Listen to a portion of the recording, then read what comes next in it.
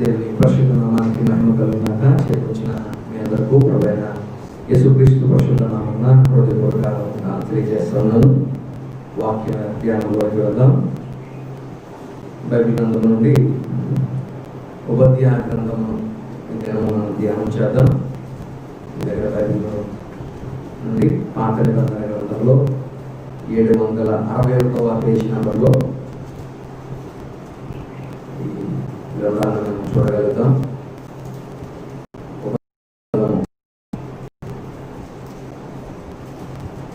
ఇందులో ఒకే ఒక అధ్యాయం ఉంది. పాత నిబంధన గ్రంథంలో ద షార్టెస్ట్ బుక్, అతి చిన్న పుస్తకం ఏదంటే ఉపధ్యాయ. ఈ ఉపధ్యాయ అనేటువంటి మాటకు అర్థం ఏంటంటే సర్వెంట్ ఆఫ్ ద లార్డ్, అంటే దేవుని సేవకుడు అనేటువంటి అర్థాన్ని ఇస్తా ఉంది. దేవుని సేవకుడు, సర్వెంట్ ఆఫ్ ద లార్డ్. ఈ ఉపధ్యాయ అనేటువంటి ఈ వ్యక్తికి దేవుడు ఒక దర్శనాన్ని ఇచ్చాడు. ఆ దర్శనం గురించిన వివరణ ఈ పుస్తకంగా మనం చూడగలుగుతాం.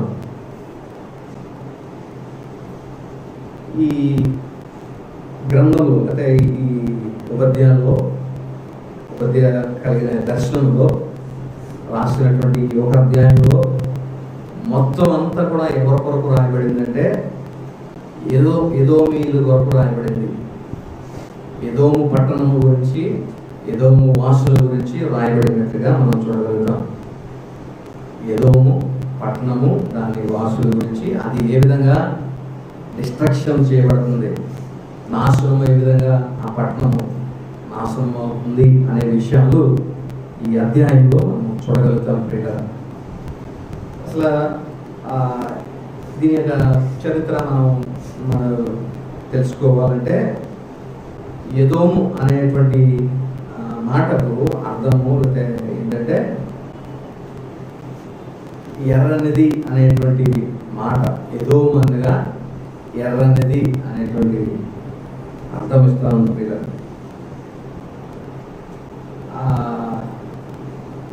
పాత నిబంధన గ్రంథంలో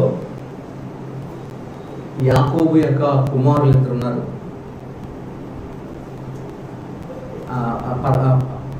ఇస్సాకు యొక్క కుమారులు ఇద్దరు ఉన్నారు, యాకోబు, యాషావు. మళ్ళా యాకోబుకు 12 మంది సంతానము కలిగినట్టుగా మనం చూస్తా ఉన్నాం. యాకోబు పేరు మార్చబడి ఇశ్రాయేలుగా దేవుడు అతని పేరు మార్చాడు. ఆ ఇశ్రాయేలీ జనాంగం అంతా 12 మంది గోత్రాలు కలిపి ఇశ్రాయేలు దేశం కింద ఏర్పడినట్టుగా మనం చూడగలుగుతాం. ఇండైరెక్ట్గా యాకోబు ఇశ్రాయేలు దేశము అనేటువంటి అర్థాన్ని ఇస్తూ ఉంది. వీరి జన్మను మనం చూసినట్లయితే రెబెకా మరి గర్భవతి అయినప్పుడు దేవుడు ఆమెకు ఒక మాటను తెలియపరుస్తాడు. వారి యొక్క ఆమె కడుపులో 2 పిల్లలు ఉన్నట్లుగా వారిద్దరూ ఒకరినొకరు అప్పుడే పెనుగులాడుతున్నటువంటి పరిస్థితి మనం చూస్తా ఉన్నాం. దేవుడు ఆ రెబెకా చెప్పినటువంటి మాట, చిన్నవాడు పెద్దవాడు మీద ప్రభుత్వం చేస్తాడు అనేటువంటి విషయాన్ని, ఏలుబడి చేస్తాడు అనే విషయాన్ని తెలియపరచడం మనం చూస్తాం. ఆ విధంగానే యాషావు పుట్టాడు, యాకోబు పుట్టాడు. అయితే ఒక దినాన ఇతడు అలసిపోయి, యాషావు మరి హంటర్ కాబట్టి అతడు వేటాడటానికి వెళ్ళి అలసిపోయి వచ్చి ఇతని తమ్ముడైనటువంటి యాకోబు చక్కని కూర, ఎర్రని కూర వండుతున్నటువంటి సమయంలో ఇతడు ప్రాణం పోయేటువంటి పరిస్థితుల్లో, సమస్యలు పోయేటువంటి పరిస్థితుల్లో నాకు అది తినడానికి ఇవి అని చెప్తే ఇతని తమ్ముడు అన్నాడు, నీ జ్యేష్ఠత్వపు హక్కును నాకు ఇస్తే కనుక నేను నా కూరను నీకు ఇస్తాను అని చెప్పడం మనకు తెలుసు. అయితే చనిపోయేటువంటి పరిస్థితుల్లో ఈ జ్యేష్ఠత్వం హక్కును నేనేం చేసుకుంటాను, అదేమి నా ప్రాణం కాపాడలేదు కదా అని అతడు కోరకు ఆశపడి తన జ్యేష్ఠత్వాన్ని అమ్మివేసుకున్నటువంటి స్థితిని మనం చూస్తాం. ఆ విధంగా ఆ ఎర్రని అనేటువంటి మాట ఆ యాషావుకు సంబంధించింది. ఈ యాషావు యొక్క సంతతి ఎదోమీయులు. యాకోబు ఇస్సాకు యొక్క కుమారులిద్దరు యాకోబు, యాషావు. యాకోబు సంతానము ఇశ్రాయేలీలు, యాషావు సంతానము ఎదోమీయులు. అయితే ఈ ఎదోమీయులకు ఇక్కడ అంటే ఇండైరెక్ట్గా చెప్పేటువంటి మాట ఏంటంటే యాషావు వంశానికి ఏం జరుగుతుందని మరి ఇక్కడ తెలియపరుస్తున్నాడంటే మొదటి అధ్యాయము మొదటి వచనంలోనే మనం చూడగలుగుతాం. ఎదోమును గురించి ప్రభువుకు యెహోవా సెలవిచ్చినది, యెహోవా యొద్ద నుండి వచ్చిన సమాచారము మాకు వినపడెను. ఎదోము మీద యుద్ధము చేయడము లేదని జనులను రేపుటకై దూత పంపబడి ఉన్నాడు. అంటే ఎదోమును నాశనం చేయడానికి, ఎదోమును విచ్ఛిన్నకరము చేయడానికి దేవుడు ప్రపంచ దేశాలని, అన్ని నేషన్స్ని పురికొల్పుతున్నటువంటి పరిస్థితిని మనం చూస్తా ఉన్నాం. ఇంతకీ ఎదోమును నాశనం చేయవలసిన అవసరత దేవునికి ఏంటి అనేది మనం స్టడీ చేయవలసిన అవసరం ఉంది. ఎందుకంటే ఉత్తినే దేనికి వినాశనం కలగదు. దేవుడు దేన్ని కూడా ఉత్తినే నాశనం చేయడు. అయితే ఈ పట్టణాన్ని ఈ విధంగా సమూలంగా నాశనం చేయడానికి దేవుడు పూనుకొని ఉన్నాడంటే దాని వెనకాల ఏదో జరిగి ఉండాలి.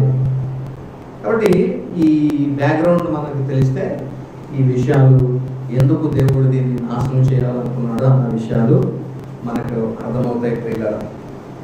ఈ ఎదోము పట్టణానికి ఒక క్యాపిటల్ సిటీ ఏంటంటే ప్యాట్రా అనేటువంటి ఒక ఏమంటారు క్యాపిటల్ సిటీ, ప్రధాన రాజధానిగా ఈ ప్యాట్రాని నుండి కార్యకలాపాలు చేస్తూ ఉండేవారు. ముందు మనం నేర్చుకున్నాం నినివే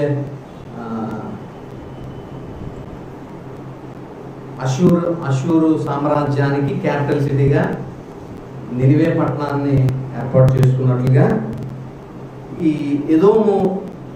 ఎదోముకి క్యాపిటల్ సిటీ ఏంటంటే ప్యాట్రా అనేటువంటిది ఈ ఎదోముకి క్యాపిటల్గా మనం చూస్తాం.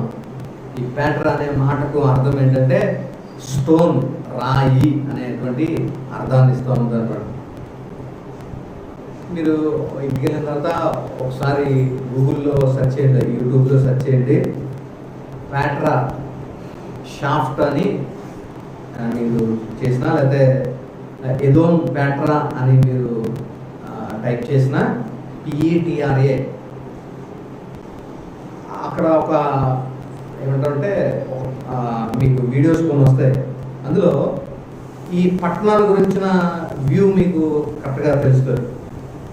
ఈ పట్టణం ఎలాంటిదంటే రెండు కొండల మధ్య ఒక చిన్న సందులా ఉంటుంది. ఇటు అటు రెండు కొండలు ఉంటాయి.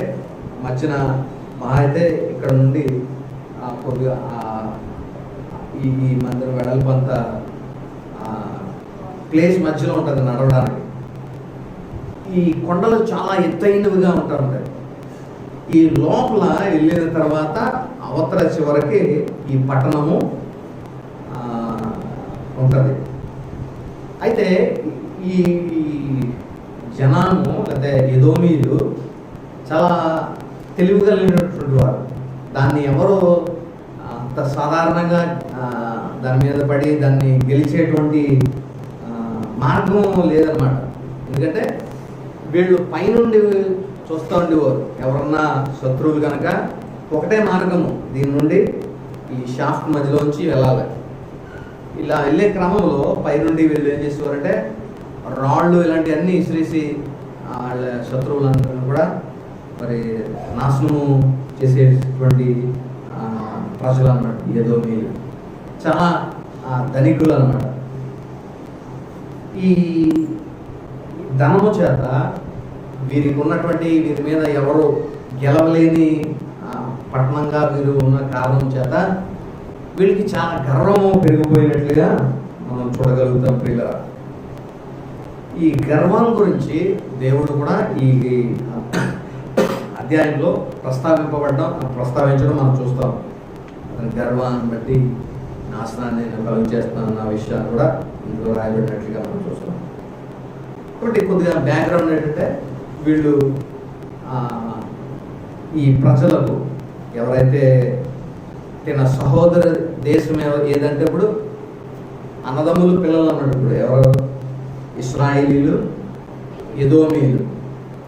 ఇశ్రాయేలీలు ఎదోమీయులు అన్నదమ్ములు పిల్లల్లాగా ఉండవలసినటువంటి వారు ఇశ్రాయేలీల మీదకి ఎవరన్నా దండెత్తినప్పుడు వీళ్ళు ఏం చేస్తారంటే వాళ్ళకి సహాయం చేసి వీళ్ళు ఇంకా దోచుకుని ఇశ్రాయేలుని వాళ్ళు దోచుకునేటప్పుడు వీళ్ళు కూడా వాళ్ళతో కలిసి మరి దీన్ని దోచుకోవడానికి మరి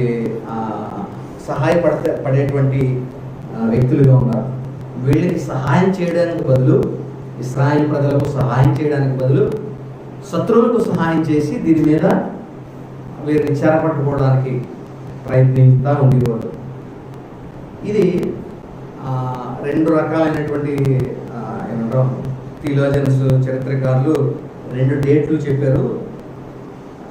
ప్రాముఖ్యమైనది లేకపోతే ఎక్కువగా సరిపడేది ఏంటంటే 580 ఆ ప్రాంతంలో ఇది రాయబడినట్టుగా చెప్తారు ప్రియులారా. మరొకటి ఏంటంటే 840 అంటే 840 అంటే ఇంకా ఎవరు ఇశ్రాయేల్ ప్రజలు కానీ యూదా ప్రజలు కానీ చెరలోనికి వెళ్ళకముందు మరి ఆ డేట్ అన్నమాట.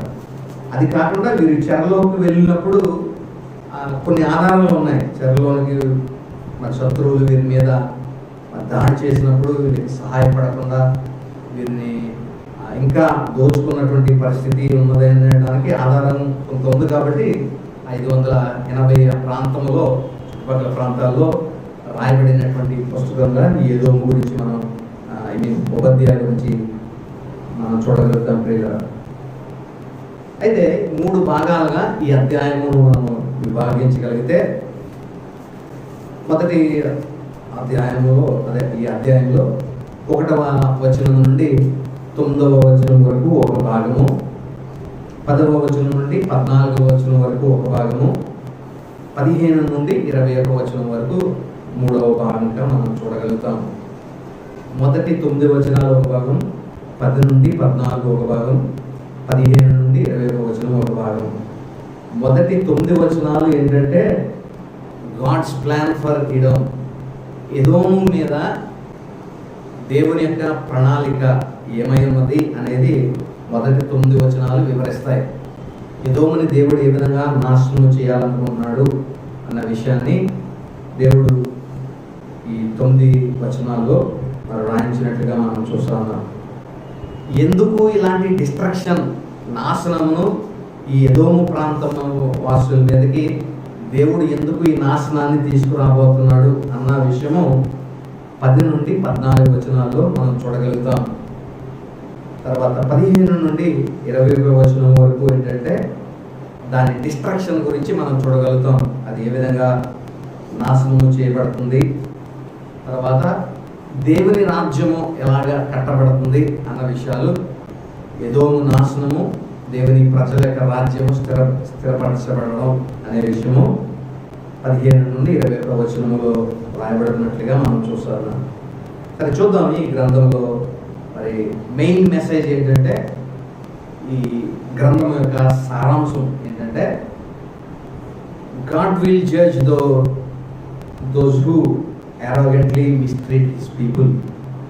అంటే దేవుని ప్రజలను ఎవరైతే మిస్ట్రీట్ చేస్తారో, అంటే వారిని అన్యాయం చేసో అక్రమం చేసో వారిని ఇబ్బంది పెడితే దేవుని ప్రజలను, వారికి నాశనము తప్పదు అనేటువంటి సారాంశం ఇది ఇస్తూ ఉంది.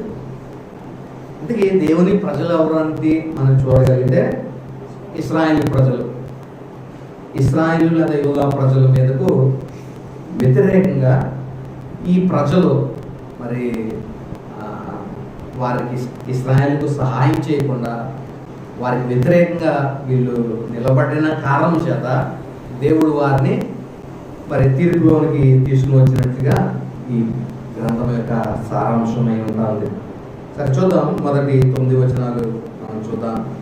2వ వచనంలో ఈ విధంగా రాయబడుతుంది, నేను అన్యజనులలో నిన్ను అల్పునిగా చేసేదని నీవు బహుగా తృణీకరింపబడవు.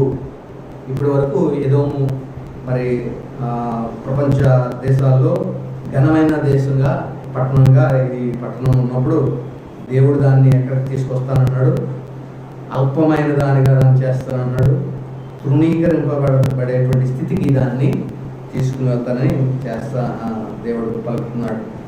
అత్యున్నతమైన పర్వతముల మీద ఆసీనుడవై ఉండి కొండ సందులలో నివసించేవాడా.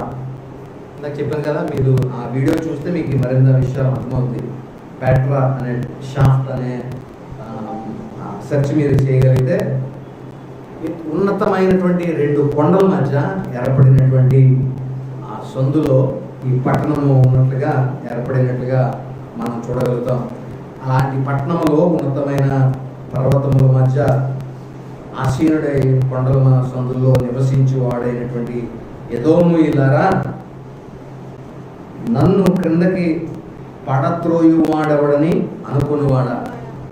అంటే నేను చాలా ఎత్తైన స్థలంలో నేను నివాసం చేస్తున్నాను, నన్ను గెలవగలిగిన వాడెవడు లేడు, నన్ను పడత్రోసేవాడు ఎవడో లేడని చెప్పి చాలా గర్వంగా ఈ ప్రజలు మరి ఫీల్ అవుతున్నటువంటి పరిస్థితిని మనం చూస్తూ ఉన్నాం. నీ హృదయపు గర్వము చేత నీవు మోసపోతివి. వీరికి ఉన్నతమైన స్థితిలో వీరు నివసించిన కారణం చేత వీరికి కొంత గర్వం వచ్చింది. ఆ గర్వం చేత మీరు మోసపోయారు. పక్షిరాజు గూడంత ఎత్తైన నివాసము చేసుకొని నక్షత్రములలో నీవు దాని కట్టినను అచ్చట నుండి నేను నిన్ను క్రింద పడవేతును. అంటే పక్షిరాజు అంటే సాధారణంగా గ్రద్ద చాలా ఎత్తైన స్థలాల్లో అది గూళ్ళు కట్టేటువంటిదిగా ఉంటా ఉంది. అలాగే వీరు ఎత్తైన స్థలంలో వీరు నివాసం చేసుకుంటున్నారు. కొండ మీద వీరు నివాసం చేసేటువంటి అంతటి స్థితిలో ఉన్న వీరు నక్షత్రములు ఉన్నట్లుగా వీళ్ళు ఉంటా ఉన్నారన్నమాట. అంత ఎత్తైన స్థితిలో ఒకవేళ అంత స్థితిలో ఉన్నానని ఒకవేళ నీవు అతిశయపడుతున్నా, నేను అక్కడి నుండి నేను నిన్ను పడవేస్తాను, ఇదే యెహోవా వాక్కు అని దేవుడు తెలియపరుస్తున్నట్టుగా మనం చూస్తాం. కింద వచనాల్లో ఆ పట్టణము ఎలాగో నాశనం అవుతుంది అనేది రాయబడతాం. ప్రియులారా, 6వ వచనం మనం చూద్దాం. ఏశావు సంతతి వారి సొమ్ము శోధ చూడబడును, వారు దాచిపెట్టిన ధనవంతియు పట్టబడును. ఎదోమీయులు మిగిలిన దేశాలన్నింటినీ మరి దోచుకుని సంపాదించినటువంటి ఆ డబ్బు అంతా కూడా మరి వారి సంపద అంతా కూడా హరించుకుపోతుంది అనే విషయాన్ని మరి దేవుడు ఇక్కడ ప్రస్తావించినట్లుగా మనం చూస్తూ ఉన్నాం. కింద ఇంకా మనం చూసినట్లయితే 8వ వచనంలో, ఆ దినమున యాషావు పర్వతములలో వివేచన లేకపోయినట్లు ఎదోములో నుండి జ్ఞానులను నాశనం చేతును, ఇదే యెహోవా వాక్కు.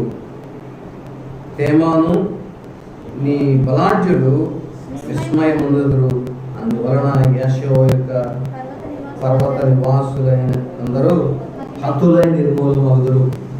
అంటే ఇది గాడ్స్ ప్లాన్ ఫర్ ఎడోమ్స్ డిస్ట్రక్షన్.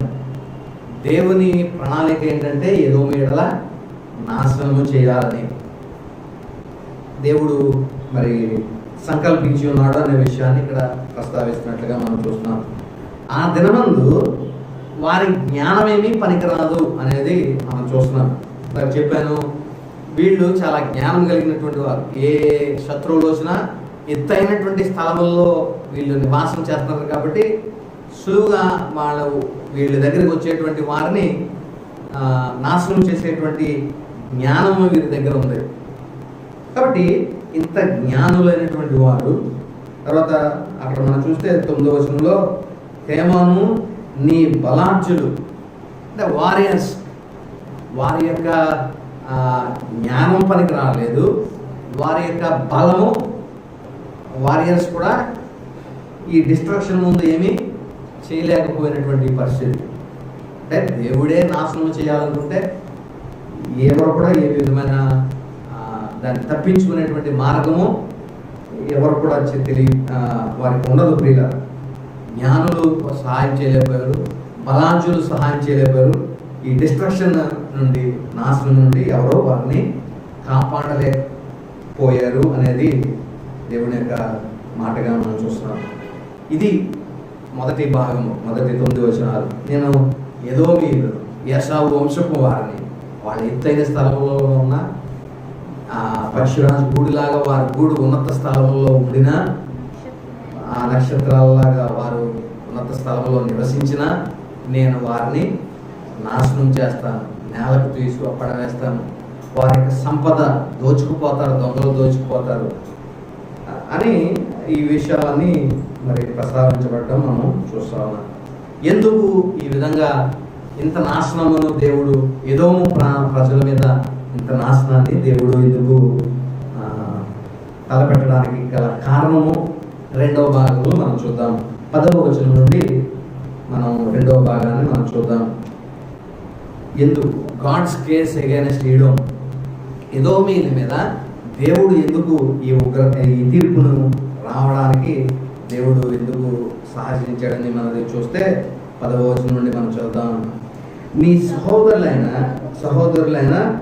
యాకోబు సంతతికి నీవు చేసిన బలాత్కారమును బట్టి నీవు అవమానము నొందుదువు, ఇక అన్నిటికీ లేకుండా నీవు నిర్మూలనవు. నీవు ఏంటంటే వీళ్ళ సహోదరులు ఎవరో, ఎదోమీయులకి సహోదరులు ఎవరంటే యాకోబు వంశస్థులు అనగా ఇశ్రాయేలీలు. ఈ ఇశ్రాయేలీలు వీరు ఏం చేస్తారంట, బలాత్కారం చేశారు. వీళ్ళు బలాత్కారం చేసి బలాత్కారం బట్టి నీవు అవమానం నొందుదు. వాళ్ళకు నీవు బలాత్కారం చేసేవారి ఎడల కాబట్టి నీవు అవమానం నొందుతావు, ఎన్నటికీ లేకుండా నీవు నిర్మూలం అవుతావు అనేది తెలియపరుస్తున్నాడు ప్రియులారా. అంతేకాదు, ఇంకా 11లో చదివితే నీవు పగవాడమై నిలిచిన దినమందు, అంటే ఇతను యాకోబుకి సంతతికి ఇతను ఏమై ఉండాలా, సహోదరుడు అయ్యేవాళ్ళ, లేకపోతే ఇతన్ని కాపాడేటువంటి వాడు అయినా ఉండాలి. కానీ ఇతను ఎలా ఉన్నాడంటే పగవాడు కింద మారిపోయాడు, వీళ్ళకి శత్రువు కింద మారిపోయినట్లుగా మనం చూస్తున్నాం. పరదేశులు వారి ఆస్తిని పట్టుకొని పోయిన దినమందు అన్యులు వారి గుమ్మములోనికి చొరబడి యెరూషలేము మీద చీట్లు వేసిన దినమందు నీవును వారితో కలుసుకుంటేవి కదా. శత్రువులైనటువంటి వారు ఈ ఇశ్రాయేలు ప్రజల మీద, యూదా ప్రజల మీద దండెత్తినప్పుడు వారిని యెరూషలేము పట్టణంలో ఉన్న దేవాలయంలో ఉన్న ఉపకరణాలన్నింటినీ కూడా మరి పట్టుకుపోవడానికి శత్రువులు ప్రణాళిక రచించినప్పుడు ఈ ఎదోమీయులు వారితో కలిసి ఏం చేశారట, మరి దీన్ని సులువుగా మరి దీన్ని పట్టుకోవడానికి, ఇశ్రాయేల్ ప్రజలు సులువుగా పట్టుకోవడానికి ఎదోమీయులు శత్రువులతో కలిసి పనిచేశారు, వారికి సహాయపడ్డారు అనే విషయాన్ని దేవుడు తెలియపరుస్తున్నట్లుగా మనం చూస్తాం. అంతేకాదు 12వ వచనంలో నీ సహోదరుని శ్రమానుభవ దినమున చూసి నీవు ఆనందముంద తగదు. అంటే ఒక శత్రువు తన సహోదరుడు పడిపోయినటువంటి సందర్భంలో, శ్రమ పొందినటువంటి సమయంలో నువ్వేం చేస్తున్నావు, ఆనందం అందుతున్నావు. కొంతమంది చాలామంది ఈ విధమైనటువంటి యాటిట్యూడ్తో ఉండిన వారు ఉంటారు. ఒక పొరుగువాడు ఎవరైనా, సహోదరుడు ఎవరైనా మరి నాశనం అయిపోతున్నా, పతనం అయిపోతున్నా వారిని చూసి ఆనందపడేటువంటి వారు లేకపోలేదు ప్రియులరా. కానీ క్రైస్తవులుగా మనకు అది తగదు. మన సహోదరులు ఎవరైనా ఆపదలో ఉన్నప్పుడు, శ్రమలో ఉన్నప్పుడు వారిని చూసి మనం ఎంత మాత్రమో సంతోషపడేటువంటి వారంగా మనం ఉండకూడదు ప్రియులరా. వారికి తోచిన సహాయం మనము, అది ప్రార్థనే కానీ ఏ విధమైన సహాయం మనం అందించవలసిన వారమై ఉన్నాం ప్రియులరా. ఆ కింద భాగంలో యోబా వారి నాశన దినమున వారి స్థితిని చూసి నీవు సంతోషింపతగదు. అప్పటికే యోధా గురించి మాట్లాడుతున్నారంటే ఇశ్రాయేలు, యోధా ఈ రెండు వేరే అయినటువంటి పరిస్థితిని మనం చూస్తున్నాం. సంయుక్త దేశంగా ఉండేది ఇశ్రాయేల్ 12 గోత్రాలు కూడా. ఈ 12 గోత్రాలు కూడా northern Kingdom and southern Kingdom రెండుగా విభాగింపబడింది. నార్దర్న్ కింగ్డమ్ ఇశ్రాయేల్ 10 గోత్రాలు, సదరన్ కింగ్డమ్ దక్షిణ దేశము 2 బెన్యామీను, యోధా గోత్రము కలిపి యోధా దేశం కింద చెప్తా ఉండేవారు ప్రియులు. అయితే ఈ యోధా దేశము చెరపట్టినప్పుడు ఈ ఎదోమీలు సహోదరు అనాథముడు లాంటి వాడు, అతని సహోదరుడికి కలిగినటువంటి స్థితిని బట్టి యోధా వారిని చెరపట్టుకుని వెళ్ళిపోతుంటే వారి చెరను చూసి, లేకపోతే వారి పతనాన్ని చూసి, వారి యొక్క క్యాప్టివిటీని చూసి వీళ్ళు ఏం చేస్తున్నారంట, సంతోషిస్తా ఉన్నారు. నాశన దినమున వారి స్థితిని చూసి నీవు సంతోషింపగలదు. ప్రియులుగా మనం మన చుట్టుపక్కల కూడా ఎవరి యొక్క పతనాన్ని కూడా మనం చూసి సంతోషించే వారిగా మనం ఉండకూడదు అనేది మనం నేర్చుకోవాలి ప్రియులుగా. కింద ఇంకా భాగం 13 మనం చూస్తే, నా జనులు ఆపద్దినమున నీవు వారి గుమ్మల్లోనికి చొరబడదు. వారే ఆపదలో ఉన్నప్పుడు వారికి సహాయం చేయాల్సింది పోయి వారి గుమ్మంలోకి చొరబడి శత్రువుల కన్నా వీరే ఫాస్ట్గా వెళ్ళిపోయి వారి యొక్క ఏమంటారు ట్రెజర్స్ అన్నింటినీ మీరు దోచుకుపోయేటువంటి పరిస్థితుల్లో ఈ ఎదోము ప్రజలు ఉన్నారు. అంటే ఎప్పుడైనా మొన్న ఇటీవలే ఒక టీవీలో వచ్చింది, ఒక పెద్ద ట్రక్ వెళ్తుంటే కోల్డ్ ట్రక్ వెళ్తుందంట. అది స్ప్రో తప్పి అదుపు తప్పి పక్కకి ఎక్కడికో హైవే నుంచి కిందకి ఎలాగా పొలాల్లో ఎక్కడికో పడిపోతే జనాలు ఏం చేశారంట, ముందు వాళ్ళని హాస్పిటల్కి తీసుకెళ్ళడం కన్నా ఆ కోళ్ళు ఎన్నో వేల కోళ్ళు అందులో ఉంటే హైవేలో వెళ్ళే వాళ్ళు కూడా ఆగి కోళ్ళు అన్నీ ఎత్తుకుని వెళ్ళిపోయారంట. అంటే ఈ స్థితి ప్రస్తుత కాలం కూడా మనం చూస్తాం. ఇటీవల కాలంలో ఒకసారి ట్రైన్ పటాలు తప్పిపోయి మొత్తం పడిపోయిన పరిస్థితుల్లో ఉంటే ఆ పక్క నివసిస్తున్నటువంటి ప్రజలు ఏం చేశారంట, వారి మెడలో ఉన్నటువంటి చైన్లు, పర్సులు, సెల్ ఫోన్లు ఇలాంటివన్నీ కూడా లూటీ చేసినటువంటి పరిస్థితులు ఎన్ని వాస్తవాలు ప్రియులారు. ఇలాంటి పరిస్థితులు ఉంటా ఉన్నాయి. ఎదోమీలు కూడా ఇలాంటి వారే, బహుశా ఆ సంతానం ఇంకా ఉందేమో. అలాంటి స్థితిలో ఒకరు నాశనము లేకపోతే ఒకరు పతనము ఉన్నటువంటి స్థితిలో వారికి హెల్ప్ చేయాల్సింది పోయి వారిని ఇంకా లూటీ చేస్తున్నటువంటి పరిస్థితిని మనం చూస్తున్నాం. ఎదోమీలు నాశనం అయిపోతున్నటువంటి ప్రజల దగ్గర కూడా ఇంకా మరి లూటీ చేసి వారి యొక్క వనరులన్నీ లేకపోతే ట్రెజర్స్ అన్ని కొట్టుకుపోయినటువంటి పరిస్థితిని మనం చూస్తూ ఉన్నాం. కింద ఇంకా మనం చూస్తే, నీవు సంతోషించు వారి బాధను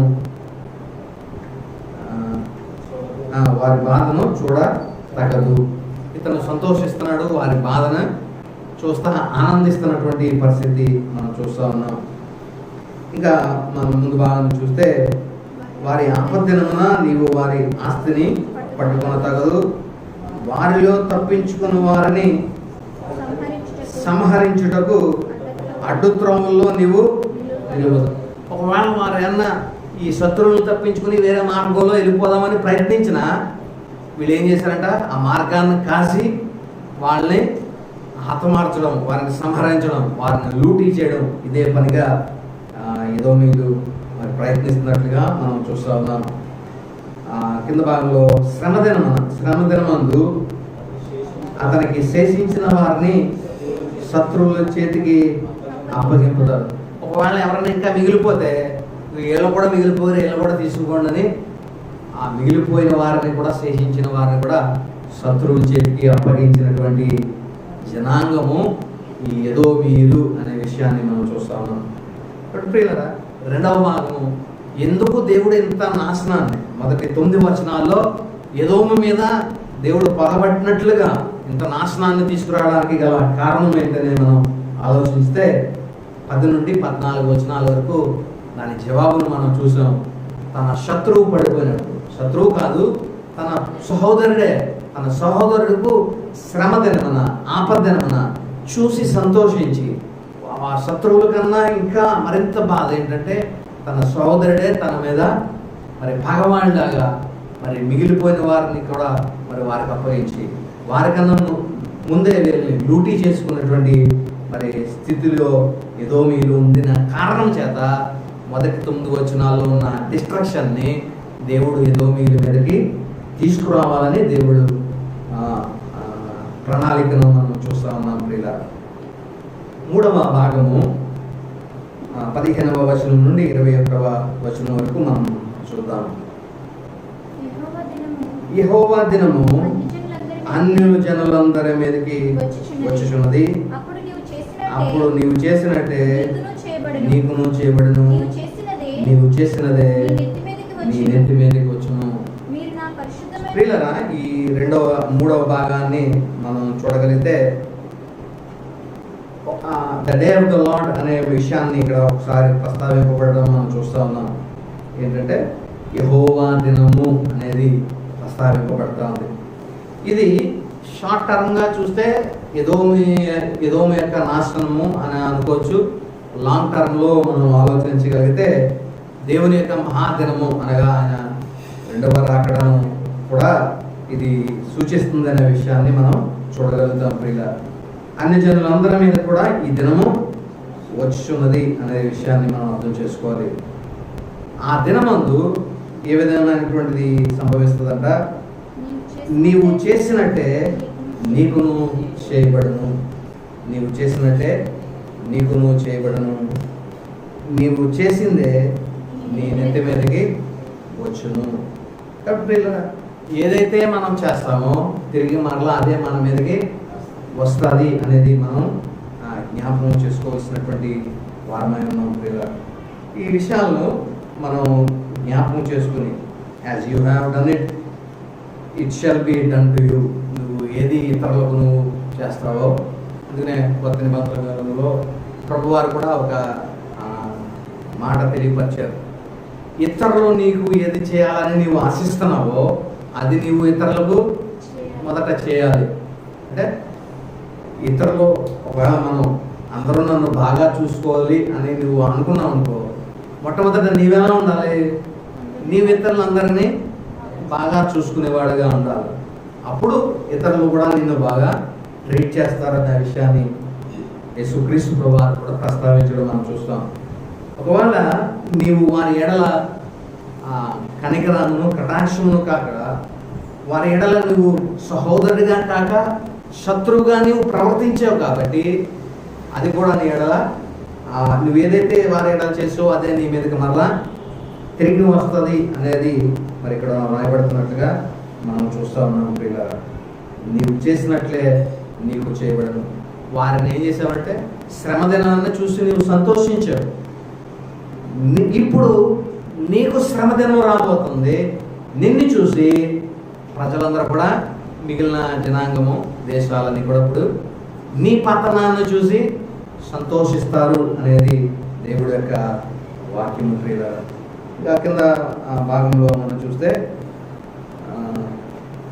నీవు చేసినదే నీ నెత్తి మీదకి వచ్చును. వారి ఎడల నువ్వు ఎటువంటి ప్రవర్తన ప్రవర్తించావో అదే ప్రవర్తన ఇతరులు కూడా నీకు నీ ఎడల ప్రవర్తిస్తారు అనేటువంటి మాట దేవుడు తెలియపరుస్తున్నాడు. మీరు నా పరిశుద్ధమైన కొండ మీద త్రాగినట్లు అన్ని జనులందరూ నిత్యము త్రాగుదురు, తాము ఇక ఎన్నడూను ఉండని వారైనట్లు వారేమీ మిగులకుండా త్రాగుదురు. అయితే సియోను కొండ ప్రతిష్ఠితమగును, తప్పించుకుని వారు దాని మీద నివసింతురు. యాకోబు సంతతి వారు తమ స్వాస్యములను స్వతంత్రించుకుందరు. యాకోబు సంతతి వారనగా ఇశ్రాయేలీయులు తమ స్వాస్యాన్ని వారు పొందుకుంటారు. ఎందుకంటే దేవుడు తన రక్షణ సంకల్పాన్ని ఇశ్రాయేలీయుల ఎడల మొట్టమొదటిగా దేవుడు సంకల్పాన్ని కలిగి ఉన్నాడు. వారి యొక్క సంకల్పము, వారి యొక్క స్వాస్యాన్ని వారు తప్పకుండా పొందుకుంటారు అనే విషయాన్ని మనం చూస్తున్నాం. అందుకనే సియోను కొండ వాడబడింది. దేవుడు మరలా రాబోయే సమయం అప్పుడు రెండవ రాకడలో ఆయన భూమి మీదకి దిగి వచ్చినప్పుడు మొట్టమొదటిగా సియోను కొండ మీద ఆయన దిగుతాడు అనేది మరి ఆ వాక్యం ప్రియులారా. అప్పుడు ఆ కొండ రెండుగా చీలిపోతుంది అనే విషయాన్ని మరి ప్రస్తావింపడం మనం చూస్తాము. కాబట్టి సియోను కొండ మీదకు చెదరినటువంటి ప్రజలందరికీ దేవుడు కొండను ఆశ్రయించిన ప్రజలందరికీ రక్షణ కలుగు చేస్తానన్న విధానంలో ఇక్కడ చెప్పబడ్డం మనం చూస్తా ఉన్నాం. 18వ వచనంలో మరియు యాకోబు సంతతి వారు అగ్నియు, యోసేపు సంతతి వారు మంటయు అందురు. యాశావు సంతతి వారు వారికి పొయ్యకాలుగా ఉండును. యాశావు సంతతిలో ఎవరినూ తప్పించకుండా యోసేపు సంతతి వారిలో నుండి వారిని కాల్చుదురు, యెహోవా మాట ఇచ్చి ఉన్నాడు.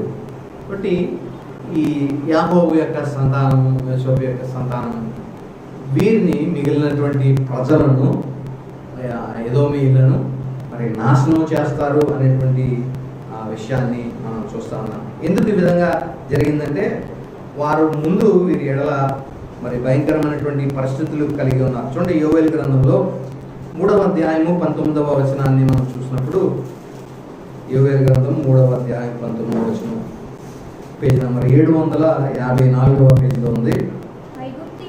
యోవేలు గ్రంథం 3వ అధ్యాయం 19వ వచనం. ఐగుప్తీయులను ఎదోమీయులను యూదా వారి మీద బలాత్కారం చేసి తమ తమ దేశంలో నిర్దోషులకు వారికి ప్రాణహాని కలుగు చేసిరి గనుక ఐగుప్తు దేశమును పాడగును, ఎదోము దేశము నిర్జనమైన ఎడారిగా ఉండును. ఈ చరిత్రకారు చెప్పే విషయం ఏంటంటే ఎదోమీయులు అరబ్స్ అనేటువంటి విషయాన్ని చెప్తారు. అంటే అరబ్ కంట్రీస్ ఏదైతే ఉన్నాయో అవి ఎదోము సంతతి జనాంగంగా మరి చెప్తూ ఉంటారు. అందుకే ఆ అరబ్ కంట్రీస్ అన్నీ కూడా ఎలా ఉంటాయంటే ఎడారి దేశాలలాగా అవి ఉంటా ఉంటాయి. అయితే ఈ ఎదోముకు ఇలాగే ఎడారి దేశంలాగా మారడానికి గల కారణం ఇక్కడ రాయబడింది. ఏంటంటే 19వ వచనంలో ఐగుప్తీయులను ఎదోము జనాంగము కూడా యోదా వారి ప్రజల మీద బలాత్కారం చేశారు. కాబట్టే నిర్దోషులను వారికి ప్రాణహాని కలుగు చేసిన కారణం చేత దేవుడు ఎదోము పట్టణాన్ని నాశనం చేయడానికి పూనుకున్నట్లుగా మనం చూస్తా ఉన్నాం. ఇది కూడా ఒక కారణం, ఎదోము పట్టణానికి నాశనం చేయడానికి 4 నుండి 9 వచనాలే కాకుండా ఆ యోవేలు గ్రంథంలో 3:19లో కూడా ఒక కారణంగా మనం చూడగలుగుతాం ప్రియులారా. అయితే దేవుని యొక్క ప్రణాళిక ఏంటంటే ఎదోమును నాశనం చేయడం, మరలా తిరిగి దేవుని యొక్క రాజ్యమును స్థిరపరచడం దేవుని యొక్క ప్రణాళిక. ఆ ప్రణాళిక 15 నుండి 21 వచనాల్లో మనం చూస్తా ఉన్నాం. అందులో ఏంటంటే దేవుడు ఇశ్రాయేలు ప్రజలకు ఏదైతే వాగ్దానం చేసినటువంటి ఆ నిత్య విశ్రాంతి ఉందో దాన్ని, వారికి స్వాస్యాన్ని వారు పొందుకుంటారు అనే విషయాన్ని మరి చెప్పడం మనం చూస్తా ఉన్నాం ప్రియులారా. తర్వాత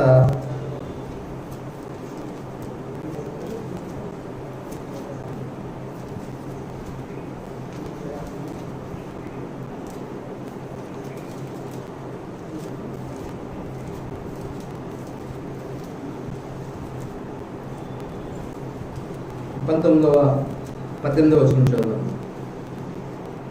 మరియు యాకోబు సంతతి వారు అగ్నియు, యోసేపు సంతతి వారు మంటయు అగుదురు. 19వ వచనం. దక్షిణ దిక్కున నివసించువారు యాషావు యొక్క పర్వతమును స్వతంత్రించుకుందరు. మైదానమందుండు వారు ఫిలిష్తీయుల దేశమును స్వతంత్రించుకుందురు. మరియు మరియు ఎఫ్రాయిముల భూములను షోమ్రోనుకు చేసిన వారు స్వతంత్రించుకుందురు. బెన్యామీనులు గిలాదు దేశమును స్వతంత్రించుకుందురు. మరియు ఇశ్రాయేలీయుల దండు అనగా వారిలో చెరపట్టబడిన వారు సారేపతి వరకు కనానీయుల దేశమును స్వతంత్రించుకుందురు. యెరూషలేము వారిలో చెరపట్టబడి పోయిన వారు దక్షిణ దేశ పట్టణములను స్వతంత్రించుకుందురు. మరియు యాసావు యొక్క కొండకు తీర్పు తీర్చుటకై సియోను కొండ మీద రక్షకులు పుట్టుదురు. అప్పుడు రాజ్యము యెహోవాదగును. చివరి ఆఖరి భాగాన్ని మనం చూడగలిగితే హోప్, నిరీక్షణ ఒకటి చెప్పడం మనం చూస్తా ఉన్నాం.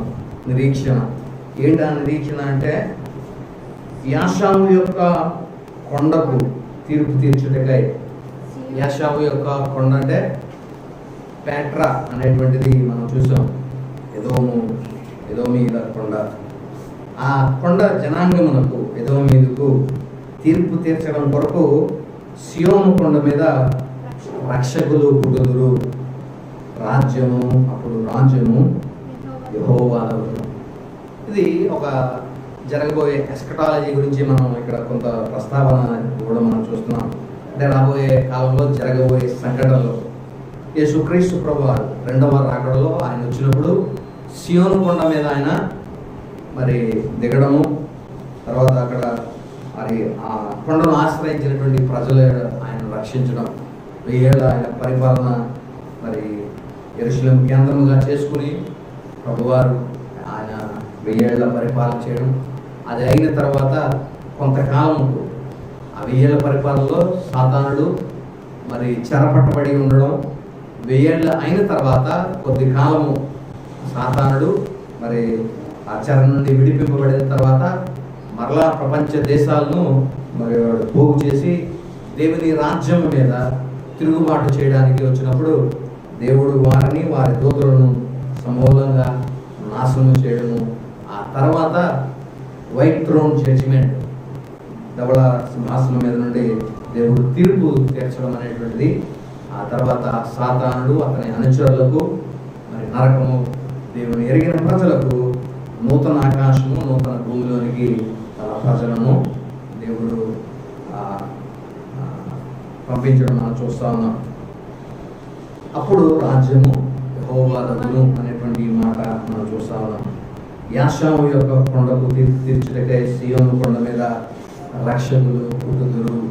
ఇది జరగబోయే విషయంగా మనం ఎస్కటాలజీ దీనిలో మనం చూడగలుగుతాం ప్రియుల. కాబట్టి ఈ భాగము ఉపధ్యాయ గ్రంథము ఒకే అధ్యాయం ఉంది, 3 భాగాలు మనం నేర్చుకున్నాం. మొదటి 9 వచనాలు గాడ్స్ ప్లాన్ ఫర్ ఎడోమ్, దేవుని ప్రణాళిక ఎదోము ఎడల ఏంటి అనేది మొదటి 9 వచనాలు మనం చూసాం.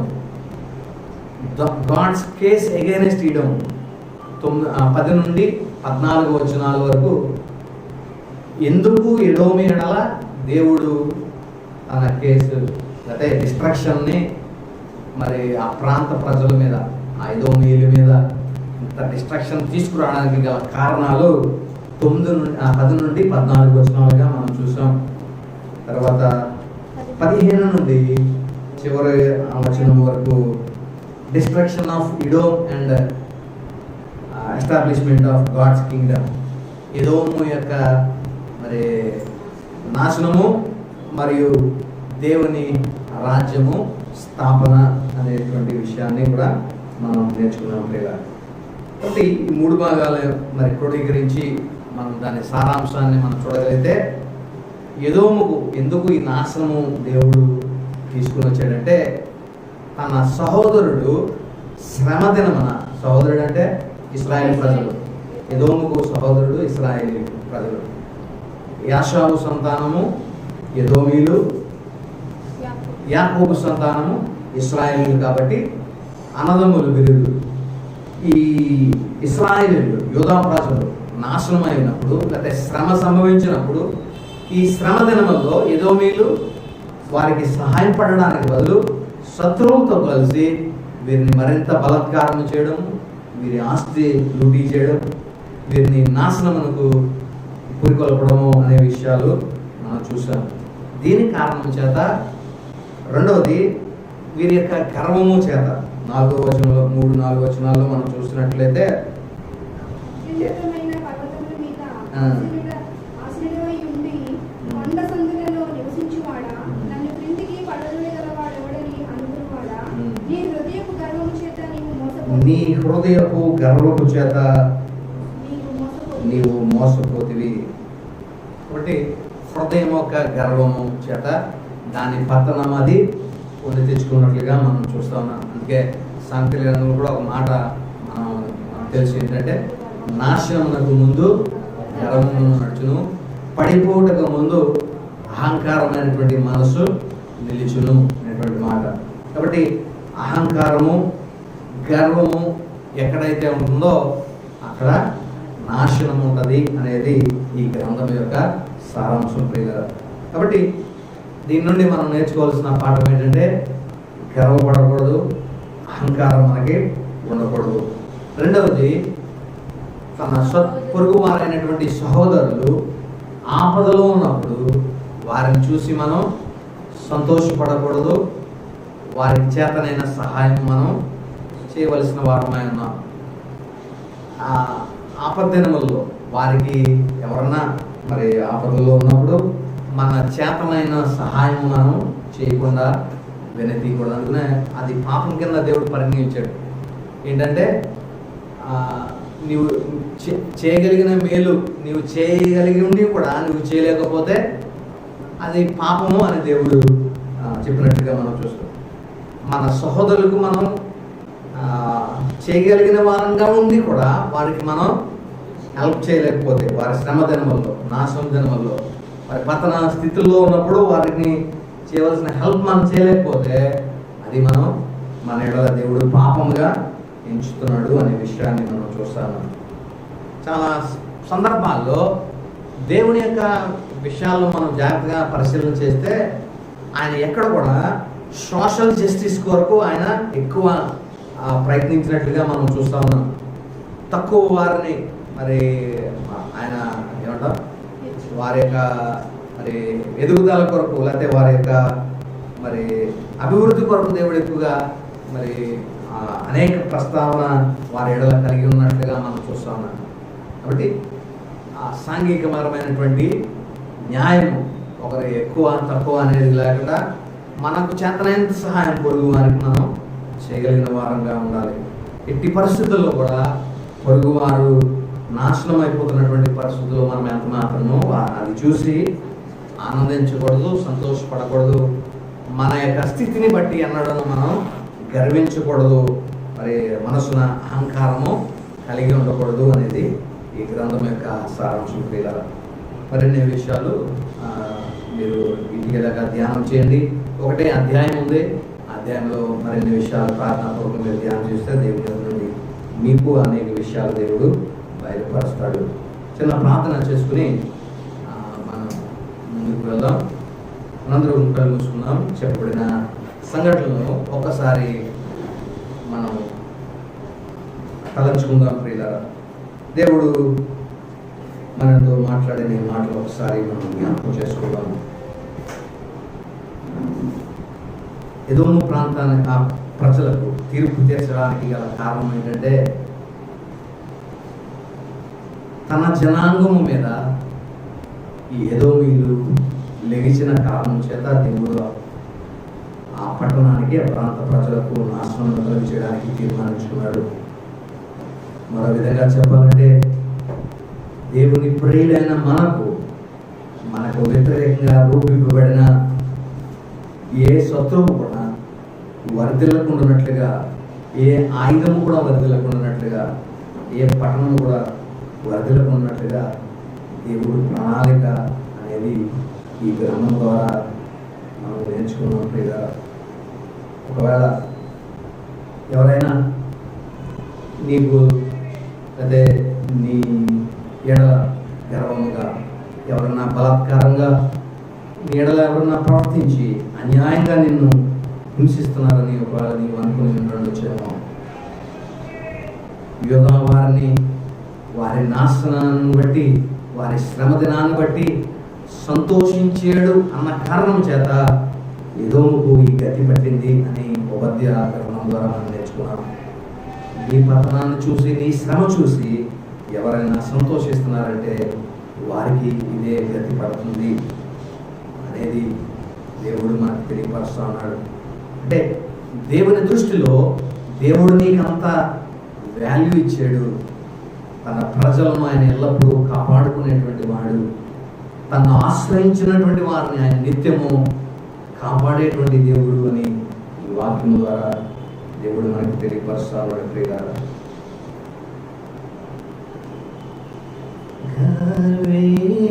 గర్విష్ఠులైన వారు నాతో పోరాడుచున్నా, ప్రతి మాటకెల్లవారు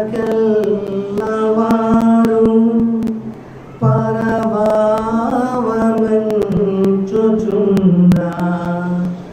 ప్రభువాన ప్రకనుంది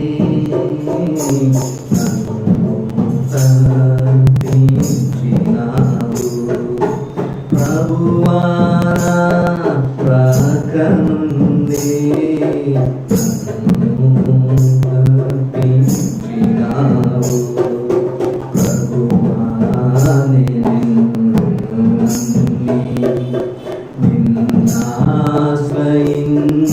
నిన్నాశ్రయించినాను, నరులేమి చేయగలరు, భయమేమి లేదు నాకు, నరులేమి చేయగలరు, భయమేమి లేదు నాకు, ప్రభువా